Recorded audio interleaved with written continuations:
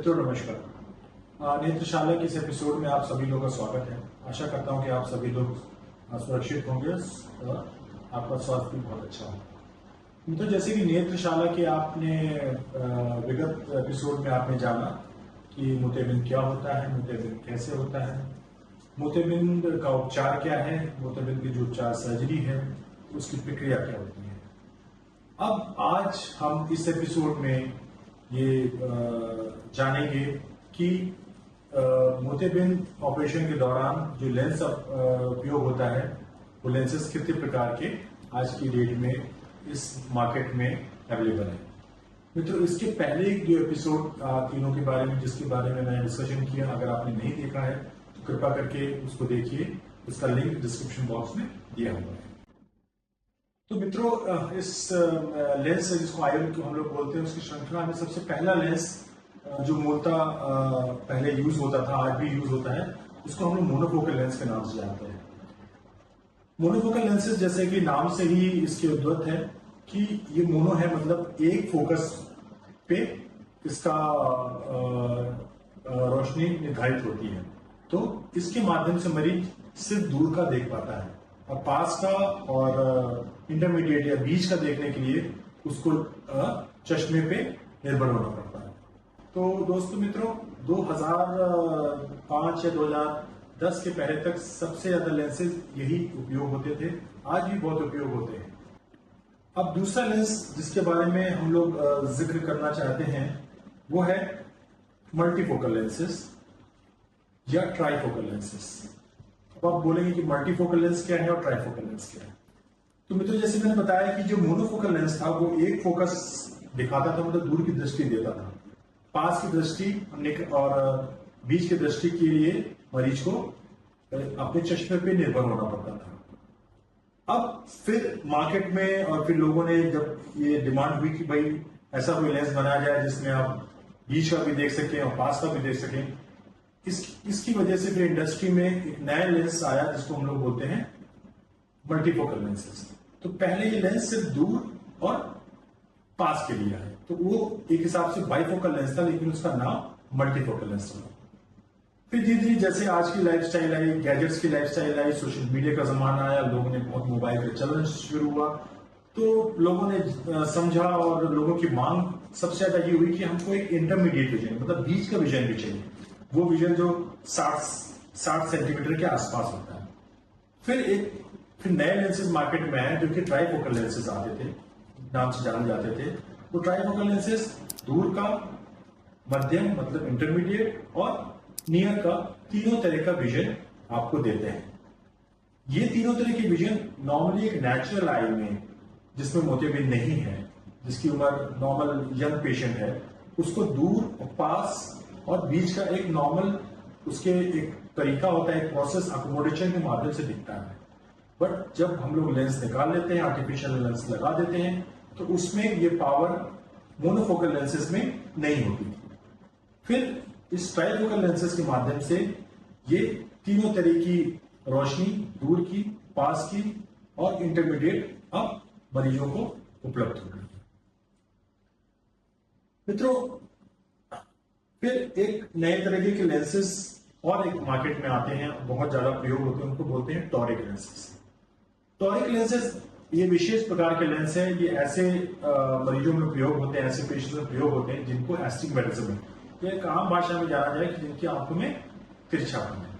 उन सब मरीजों के लिए हम लोग ये टॉरिक लेंस डालते हैं, जिससे कि उनकी जो भी दृष्टि वो लेना चाहते हैं, अगर वो सिर्फ मोनोफोकल लेंस लगा रहे हैं तो दूर की दृष्टि, तो फिर उनको चश्मा नहीं लगाना पड़ता। पहले जिन पेशेंट्स को तिरछापन होता था पुतली में या फिर उनको एस्टिग्मेटिज्म होता था, तो फिर उनको उस एस्टिग्मेटिज्म को करेक्ट करने के लिए भी चश्मा लगाना पड़ता था। इस लेंस के माध्यम से वो नंबर इस लेंस में ही निहित होता है, वो नंबर लेंस में ही निहित होता है, इसलिए उसको चश्मा लगाने की आवश्यकता नहीं पड़ती है और उसको स्पष्ट दृष्टि दूर की मिलती है। और अगर वह मरीज मल्टीफोकल टॉरिक लेंस लगवाता है, उसको दूर की, निकट की और पास की भी दृष्टि मिलती है। मित्रों, अब जैसे मैंने आपसे डिस्कस किया कि एक मल्टीफोकल लेंसेज हो गए, एक मोनोफोकल लेंसेज हो गए, ट्राइफोकल लेंसेज। तीनों तरह के लेंसेज हर तरह के पेशेंट्स के लिए उनकी लाइफ स्टाइल के हिसाब से, उनकी रिक्वायरमेंट्स के हिसाब से दिए जाते हैं।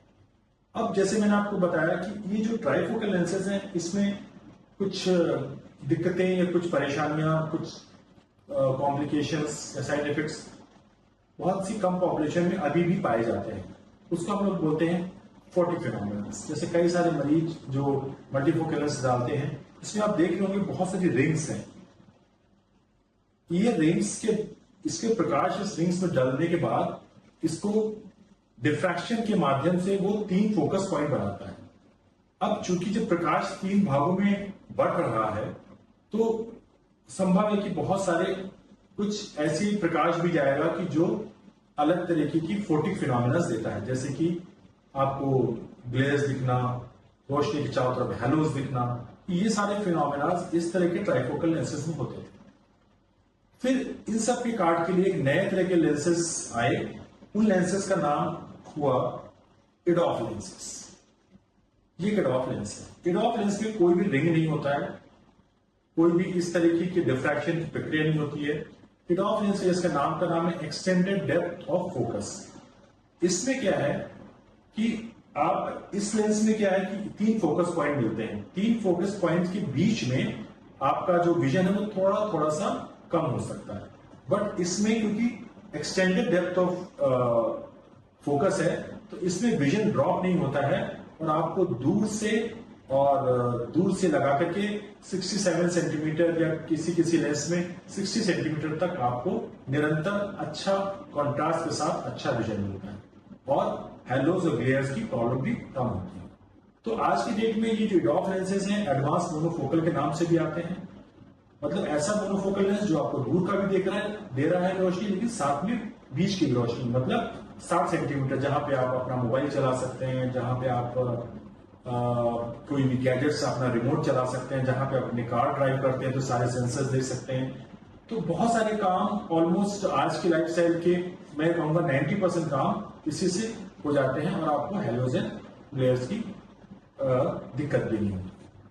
तो मित्रों, ये एक तरह का संक्षिप्त विवरण है कि कौन कौन से लेंसेज आपकी मार्केट में अवेलेबल है। अब प्रश्न ये उठता है कि कौन सा लेंस मुझे लगाना चाहिए, या कौन सा लेंस मुझे या मेरे जानने वाले मेरे पेरेंट्स को लगाना चाहिए। तो मित्रों, कॉमनली होता है कि जो मोनोफोकल लेंसेज होते हैं वो उनका कॉस्ट एक उसमें फैक्टर होता है। तो मोनोफोकल लेंसेज सबसे कम कॉस्टली होते हैं, बाकी दोनों लेंसेज कॉस्ट फैक्टर भी इसमें आता है। दूसरी चीज है, अगर पेशेंट हमारा ऐसा है कि जिसको नियर का बहुत जरूरत पड़ती है, उसको पढ़ना है या फिर उसको गैजेट्स बहुत यूज करना है, उन सब पेशेंट्स के लिए ये ट्राइफोकल लेंसेज या एडवांस मोनोफोकल लेंसेज प्रयोग में आते हैं। अब ये प्रश्न होता है कि किस में ट्राइफोकल लेंसेज यूज करें और किस में एडवांस मोनोफोकल लेंस यूज करें। तो मित्रों, ये ट्राइफोकल लेंसेज ऐसे लोगों के लिए ज्यादा अच्छे हैं कि जिनको निकट की ज्यादा दृष्टि चाहिए, उनको पढ़ना है, बुक रीडर है, लेकिन थोड़ा बहुत कलर्स एंड हेलोज वो अवॉइड, मतलब वो लोग उसको कंपनसेट कर सकते हैं या उसको मतलब वो उसको ले सकते हैं और वो बहुत ज्यादा नाइट ड्राइविंग नहीं करते हैं। ऐसे पेशेंट्स के लिए ये ट्राइफोकल लेंस यूज होता है। लेकिन अगर पेशेंट ऐसा है कि उसकी बहुत नाइट लाइफ है, वो बहुत अपने ड्राइव भी करता है और उसका गैजेट्स में बहुत सारा काम है, उस कंडीशंस में ये advance monofocal lenses, they are very beautiful lenses जो आपको पूरा कंटिन्यूस विजन देते हैं डिस्टेंस से नियर के लिए। अब बात आती है टॉरिक लेंसेज।